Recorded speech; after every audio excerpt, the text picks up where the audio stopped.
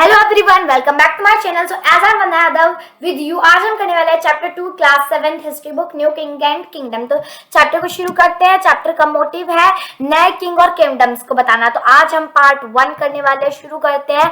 जो बहुत सारी डायनेस्टीज थी वो बनी शुरू हुई थी। डायनेस्टीज का मतलब बहुत सारे नए नए राज्य बनने शुरू हुए थे, नए डायनेस्टीज राज्य।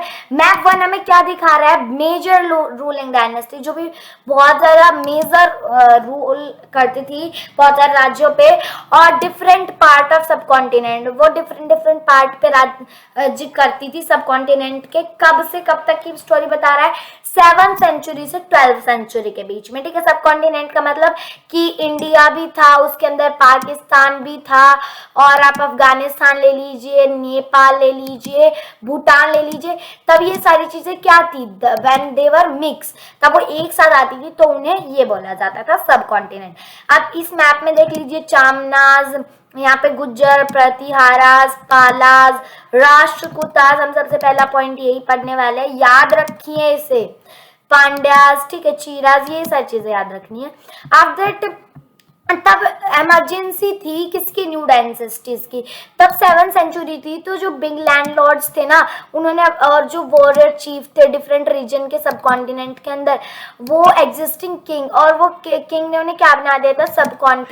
सबऑर्डिनेटर और सामंताज बना दिया था। ठीक है, और जो वो थे वो एक्सेप्ट कर रहे थे कि किंग एक्सेप्ट करता था कि वो हमारे लिए, सॉरी, वो एक्सेप्टेड थे कि उन्हें लेके ही आना है गिफ्ट किंग के लिए। ठीक है, और वो प्रेजेंट रहने चाहिए किंग के कोर्ट के अंदर, और प्रोवाइड और मिलिट्री सपोर्ट प्रोवाइड करनी है किंग को तब भी जरूरत पड़े। और जो सामंताज थे, जैसे उनको पावर और वेल्थ मिली, उन्होंने अपने आप को क्या कर दिया? महासामंता डिक्लेयर कर दिया, या फिर महामंडलेश्वर, जो कि होता है great Lord of a circle, यानी कि किसी जगह का एक बहुत बड़ा राजा। और ऐसा ही कुछ उन्होंने अपने नाम रखे। आफ्टर दैट कुछ टाइम क्या होता है? They arrested their independence from there, और फिर उन्होंने अपने आप को किंग से अलग कर लिया, यानी कि भाई अब हम तुम्हारे अंडर काम नहीं करेंगे, अब हम अपनी खुद की एक किंगडम बनाएंगे, अपनी एक डायनेस्टी बनाएंगे, अपना राज्य। वन सच, और ऐसा ही एक इंसिडेंट हम देखते हैं राष्ट्रकूटाज का डेक्कन के अंदर। भाई देखिए, हमने राष्ट्रकूटाज यहाँ पे देखा था। ये जो पार्ट होता है, यहाँ पे बहुत सारे डेक्कन प्लेटू होते हैं, इसलिए यहाँ पे क्या नाम रख दिया इस एरिया का? डेक्कन डेक्कन रीजन का नाम है, और यहाँ पे डेक्कन प्लेटूज मिलते हैं। आफ्टर दैट जो राष्ट्रकूटा था डेक्कन के अंदर, उसके अंदर जो सबऑर्डिनेटर थे चालुकास के, वो राष्ट्रकूटास थे कर्नाटका के अंदर।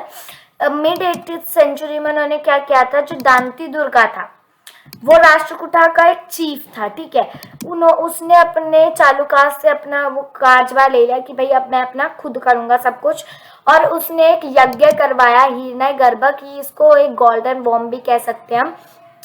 उसके अंदर क्या होता है कि अगर हम अपने बर्थ से क्षत्रिय नहीं है ना, तो ब्राह्मण ये चीज करके हमें क्षत्रिय बना देता है। ठीक है, और इस केस के अंदर और इन अदर केसेस में क्या हुआ? जो मैन थे वो एंटरप्राइजिंग होने लगे, मतलब कि अगर वो उनका काम भी नहीं है ना, पीढ़ियों से चलता आ रहा है कि भाई वो ब्राह्मण है, फिर भी वो काम मतलब ब्राह्मण ही है, बनता रहेगा उसका।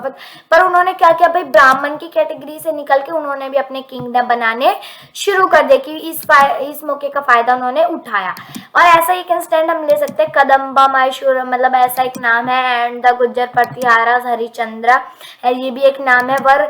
ये ब्राह्मण थे जिसने कि अपने ट्रेडिशनल प्रोफेशन को छोड़ दिया और आर्म मतलब यही करना शुरू कर दिया। अपने सक्सेसफुली उन्होंने अपने किंगडम भी बनाए कर्नाटका और राजस्थान के अंदर। After that administration in kingdom के अंदर administration. Many of these new king, जो नए किंग थे, इन्होंने अपने बड़े बड़े नाम रखे, जैसे महाराजा धीराज, त्रिभुवन चक्रवर्ती।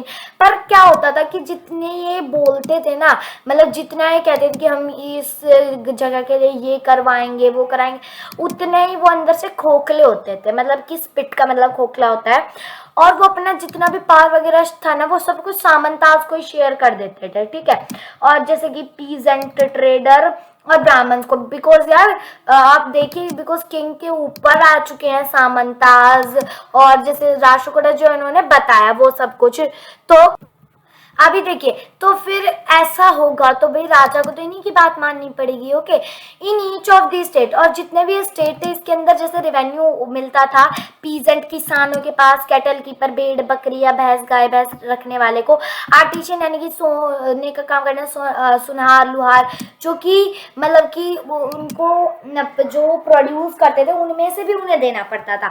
कुछ टाइम क्या होता था कि तब वो मांगते थे कि भाई तुम अपनी जमीन का आधा हिस्सा हमें दे दो जितना तुमने कमाया है, मतलब कि इतना हिस्सा तुम हमें दे दो और बाकी का तुम रख लो जितना तुमने कमाया। अब वो क्या कहते थे कि भाई जो तुमने ये जिस जगह पे तुम हो वो मेरी ही जगह है, ये राजा कहता था।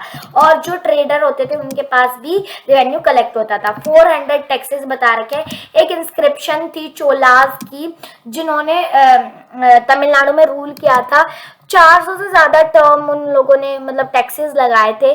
और फ्रिक्वेंटली कुछ ही है ऐसे, देखिए जो अभी के हैं मतलब थोड़े ही पहले के टाइम के, विट्टी जो कि होता था एक कैश किससे, फोर्स लेबर से लेना, कैश के अंदर नहीं but taken not in cash, okay.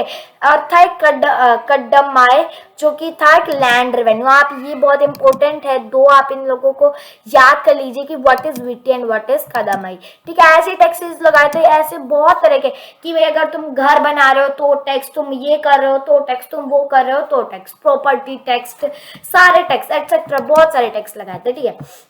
After that इसके अंदर हमें क्या समझा रखा है कि जो ये रिसोर्सेज थे ये यूज होते थे, जैसे किंग क्या कहता था कि भाई उसकी चीजों में यूज होते थे, जैसे कि कंस्ट्रक्शन कर लिया टेम्पल का, उन लोगों ने अपने किले बना लिए। और वो क्या सोचते थे कि जैसे वार के अंदर लगा है भाई, वो लड़ाई करे तो बहुत सारे पैसे लग गए कि इनसे ये खरीद लिया। और फिर जैसे वो लड़ाई करने का तो क्या सोचते थे, जैसे हम ये कोई चीज जीतेंगे तो फिर मतलब कि जैसे हमने वॉर जीत ली तो फिर क्या होगा, हम जिसको हराएंगे उससे खूब लूटेंगे और फिर अपना मतलब सेम वही आ जाएगा, ठीक है। अब भाई देखो इतने में वो रहते थे, अभी उन लोगों ने किसी से लड़ाई की जो कि उनके यहाँ पे रहता था, तो अब अगर ये लोग जीत गए तो उन लोगों का ये पूरा राज्य हो जाएगा, ट्रेड बढ़ जाएगा, तो ट्रेड बढ़ जाएगा तो रिवेन्यू भी ज्यादा आएगा। आफ्टर दैट जो ये फंक्शन है कि रिवेन्यू थे वर मतलब कि जर्नली कैसे लिए जाते थे, इन्फ्लुएंट फैमिली से, यानी कि देखिए इन्फ्लुएंट फैमिली इसका मतलब होता है कि जो बहुत ही अमीर होते थे, और हेरिडेटरी का मतलब होता है कि भाई वो पीढ़ियों से चली आ रही, कि भाई उसके दादा के पास थी, फिर उसके पापा के पास आई, पापा के से उसके बच्चों के पास आई, बच्चों से उनके बच्चों के पास गई, और जिनके पास ऐसी जमीनें होती थी उनके पास भी ये कलेक्ट करवाए जाते थे, ठीक है। और ये ट्रू था आर्मी के बारे में भी ऐसा ही होता था। और ये बहुत सारे केसेस के अंदर जो क्लोज रिलेटिव होते थे किंग के वो ही इस पोजीशन पे होते थे। अभी देखो इतने अमीर मतलब कि पीढ़ियों से वो चीज चली आ रही हो और फिर भी वो किंग ना बने हो, तो भाई वो तो फिर किंग के रिलेटिव ही हो सकते हैं। अभी हो सकते हैं, हम यहाँ थिंक तो नहीं कर रहे बट मैं बता रही हूँ कि उसकी बहन का, we can take her sister's husband, या फिर मतलब कि ऐसी चीजें जो कि उसके रिलेटिव में आती हो, और इन पोजीशन पे उसके रिलेटिव्स ही आप बहुत फायदा भी उठाते थे कुछ ऐसी चीजों का। उसके बाद है परिशिष्ट एंड लैंड ग्रांट, ठीक है। अभी ये हम पढ़ेंगे नेक्स्ट वीडियो के अंदर। Thank you friends.